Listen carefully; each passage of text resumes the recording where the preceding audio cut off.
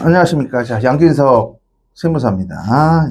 요번, 긴급진단 코너로 해서 10월 15일 날 말씀드린 조정대상 지역 전 지역 다 서울 들어갔고요. 자, 오늘 이 시간에는 저번 시간에 이어져서 양도 소득세에 관해서 이슈가 되는 거 좀 설명을 드리도록 하겠습니다. 그래서 서울 전 지역이 전부 다 조정대상 지역과 토지거래 허가구역으로 들어갔고요. 경기도 12개 지역도 조정대상 지역으로 들어갔기 때문에 이제는요, 1세대 1주택과 관련되는 거주 요건이 강화가 될 수밖에 없습니다. 꼭 거주를 해야 되는 걸로 바뀐 상황이 돼버렸습니다. 비과세를 받으려면.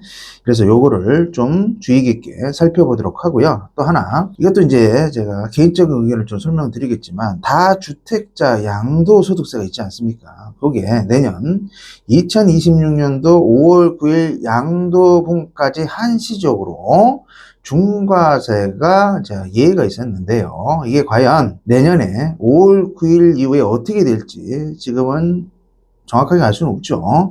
12월 달이 돼봐야지 이제 국회에서 얘기가 나올 겁니다. 그래서 요거를 유예를 계속 할지 1년 단위로 아니면 중과세를 막바로 적용을 할지 판단을 해야 되는데요. 이제 일단 제 개인적인 생각은 깜짝 놀랐지 않습니까? 10월 15일 날.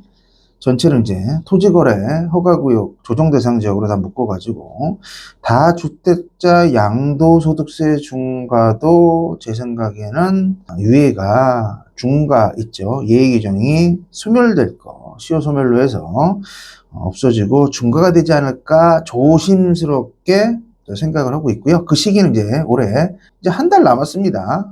12월 달이면 알 수가 있으니까 거기에 맞춰서 만약에 중과 적용 있죠. 다주택자 예외 규정이 5월 9일 이후에 다시 중과가 예외가 된다면 다시 한번 고려가 돼서 살펴보셔야 될 것 같은 생각이 좀 듭니다.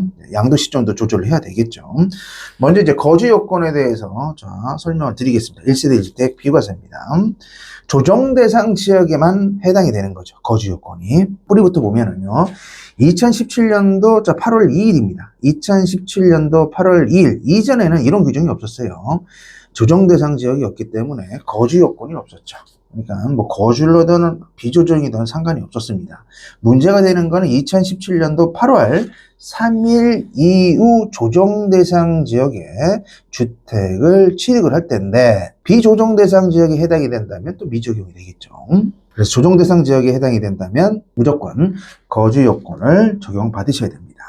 그래서 거주 요건이 이제 핵심인데요. 유일하게 조정대상 지역이지만 거주 요건에 적용을 안 받는 게 하나가 있잖아요. 지금 세법상. 거기에 지금 현재 살아있는 게 뭐예요? 상생임대 주택이라는 게 있지 않습니까? 지금 현 시점과 그 다음에 제 의견을 좀 설명을 드리고 말씀을 좀 나눌게요. 상생임대주택이라는 건 조정대상 지역의 비과세를 받을 때 1세대 1주택 비과세 판정 시 거주 요건을 배제한다는 얘기입니다. 그렇죠? 그리고 주택 가격도 안 봐요. 그 다음에 면적도 안 봅니다. 그 다음에 주택수도 보지 않아요. 얼마나 좋습니까? 엄청나죠? 고가의 조정대상 주택은요. 그럼 상생임대주택의 요건을 한번 기본적으로 좀 다시 한번 설명을 드리면 내가 주택을 샀어요. 그럼 세입자가 있을 거 아닙니까? 그 세입자가 계약서, 임대차 계약서를 갭투자를 통해서 샀으면 그 종료될 때까지는 해당 사항이 없고 그 세입자가 다시 새로운 주인과 임대차 계약을 맺었을 때 우리가 이걸 뭐라 해요? 직전 임대차 계약이라는 용어를 쓰고요. 거기에 기본적으로 1년 6개월 이상 임대를 해야 됩니다. 그게 전제 조건 첫 번째 뭐예요? 직전 임대차 계약이 1년 6개월 이상이고 그 1년 6개월 이상을 갱신하고 두 번째 상생 임대차 계약입니다. 새로운 임차인이 됐든 기존 임차인이 됐든 상관이 없어요.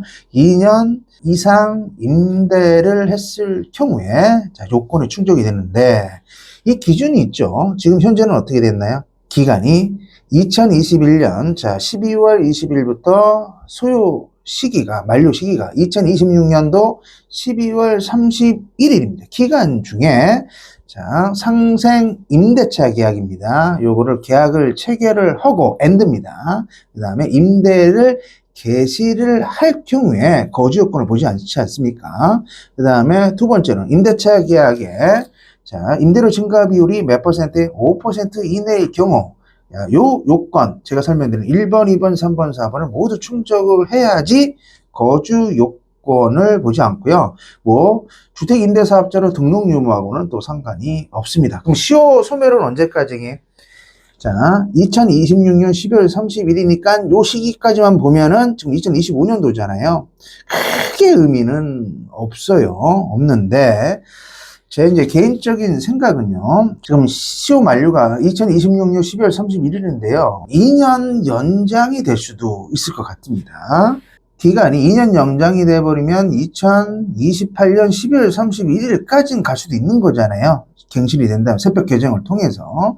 그때 상생 임대차 계약을 맺고 임대 개시를 한다면 똑같이 지금 상생 임대주택 적용 요건은 살아있을 수도 있어요. 근데 이게 개정이 안 되면 이제 의미는 지금 현 시점에서는 크게 의미는 없지만 만약에 갱신이 된다고 한다면은 요거는 다시 활용할 수가 있으니까 상생 임대주택에 대해서는 한번 고려를 할 수 있다. 공부를 할 수 있다 보시면 좀 좋을 것 같고요. 그 다음에 제가 말씀드린 대로 해서 또 설명을 드리면 비과세 요건입니다. 비과세 요건 중에 10월 16일 날 조정 대상 지역으로 이제 다 지정이 되지 않았습니까? 근데 10월 16일 이전에 똑같이 매매 계약서를 작성을 해서 계약을 했을 경우에 자, 그럼 어떻게 되냐 이거예요, 지금 현재. 자, 조정 대상 지역이 강남, 송파, 그 다음에 용산이었는데 서초까지 전 지역으로 갔으니까 그 이외 지역에서 자, 조정 대상 이전에 계약을 하고 자, 계약금을 줬을 때 이거 거주 요건 어떻게 보냐 이거예요, 지금. 굉장히 중요한 상황이고요. 자, 비과세를 받으려면요. 한번 살펴볼게요. 취득일 현재 조정 대상 지역이라도 거주 요건이 배제가 되려면 세 가지 요건이 충족이 돼야 됩니다. 그래서 첫 번째가 조정 대상 지적 공고일이 10월 16일이잖아요. 이전에 매매 계약을 체결하죠. 그 매매 계약서가 있을 거 아니에요. 계약을 체결을 하고 계약금, 중도금, 잔금인데 잔금이 뭐 12월 달이 되기도 하고 내년으로 넘어가기도 하겠죠. 자, 계약금을 지급한 사실이 있고 증빙을 소명을 해야 돼요. 통장 찍힌 게 있어야 될 거 아닙니까? 두 번째 요건은 자, 계약금을 지급한 사실이 증빙 서류 등에 따라서 확인이 돼야 돼요.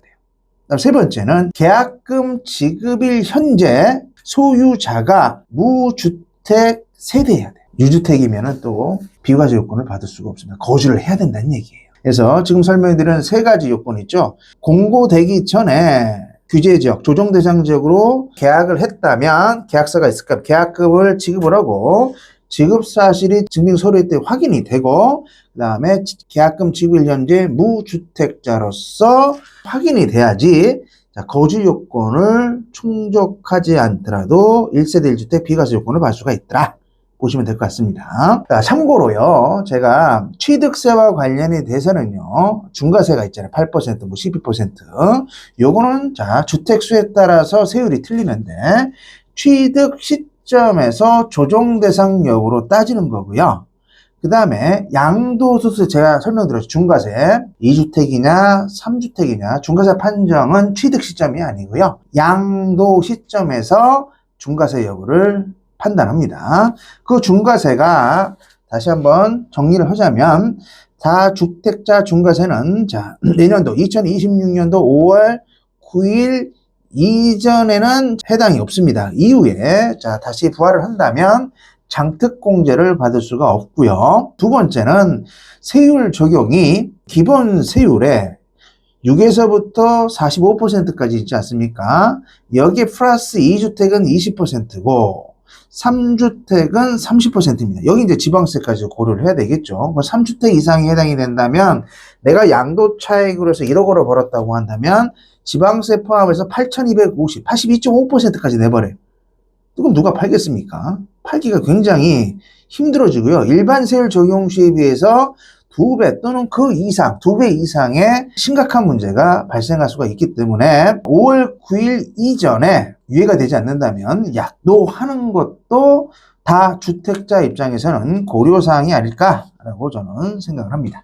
그래서 양도와 관련돼서 제가 말씀드린 걸 좀 정리를 하자면은요. 전 지역으로 조정 대상 지역이 확대가 됐기 때문에 거주를 필요로 한다. 단 여기 이제 상생 임대주택은 조정 대상 지역이지만 거주 요건을 보지 않고 있고 2026년도 12월 31일 날로 일몰 합니다. 단 개인적인 사기에는 연장될 수도 있더라.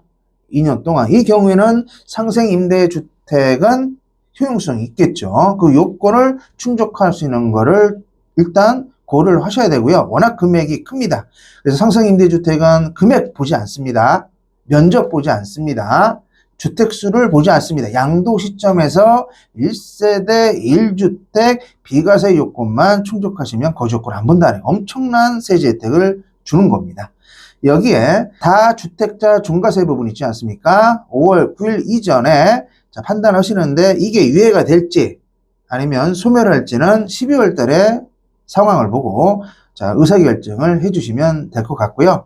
마지막으로 한 개 더 설명을 드리면 10월 16일 날 지정고시가 됐지만 계약을 미리 한 거죠. 16 이전에. 그래서 계약서를 써서 계약금을 주고 지출 증빙이 되고 세 번째는 뭐예요? 무주택자 요건이 충족이 됐다고 한다면 기존에 강남, 서초, 송파, 용산 빼고예요. 서울에. 이 지역에 해당이 된다면 무주택자인 경우에 한해서 뭐죠? 거주 요건은 보지 않고 있습니다.